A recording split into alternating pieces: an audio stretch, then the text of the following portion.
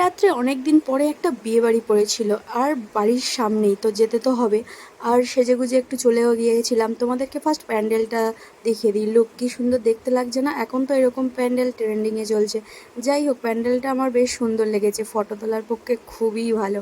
আর মেয়েরা মানেই তো ফটোশ্যুট তো হবেই, বুঝতেই পারছো। এরপরে আশেপাশে সব জায়গায় স্টল ছিল অনেক রকমের, সেগুলোকে আমি ভিডিও করতে পারিনি, এতটাই গরম হচ্ছিল। তারপরে দেখতে পাচ্ছ, মানে তোমরা সবাই দেখে নাও লুকটা। রিসেপশনের, এটা যেহেতু রিসেপশন, তাই দিদিভাইটাকে আর দাদাকে এত সুন্দর লাগছিল। আর এই ফটো ফ্রেমটা ওনাদের ভাই আর দিদিরা মিলে গিফট করেছিল, খুবই সুন্দর হয়েছে। তারপর ক্যামেরাটা একটু নিজের দিকে ঘোরালাম আর কি, মানে সেজেছি তো, দেখাতে তো হবে। তারপর সোজা চলে গেলাম খেতে। লাস্ট বাজেই বসেছিলাম, হয়তো এটা লাস্ট হয়তো ছিল। খেতে বসেছিলাম, তারপর দিতে একটু দেরি হচ্ছিল, তো ভাবলাম একটুখানি নিজের ক্লিপও নেওয়া যাক।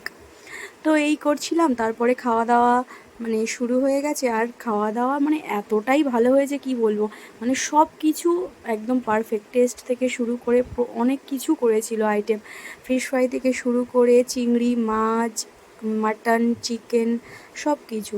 তো এখানে মানে স্টার্টারে এত কিছু ছিল যে মেন কোর্সে গিয়ে অনেক কিছু অ্যাভয়েড করেই খেতে হয়েছে। নানটা আমি আর খাইনি বাবা। তারপরে সাদা ভাতটা নিয়েছি, আর ডাল, বিয়েবাড়ির ডালটা তো অসাধারণ লাগে, তাই না? এটাকে অ্যাভয়েড করলে চলে নাকি? ডাল আর ঝুরি ভাজা দিয়ে একটু লেবুর রস মাখিয়ে অল্প করে খেয়ে নিলাম। তারপরে ছিল পমফ্লেট মাছ। মানে পমফ্লেট মাছের সাইজগুলো এত বড় বড়, ক্যাটারের ছেলেকে বললাম যে আমার পিসটা সব থেকে ছোটো দেখেই দেবে, হ্যাঁ। তারপরে একটু এটাও টেস্ট করলাম, ভাবলাম সব কিছু তো অল্প অল্প করে টেস্ট করতেই হবে, তাই না? কেমন হয়েছে।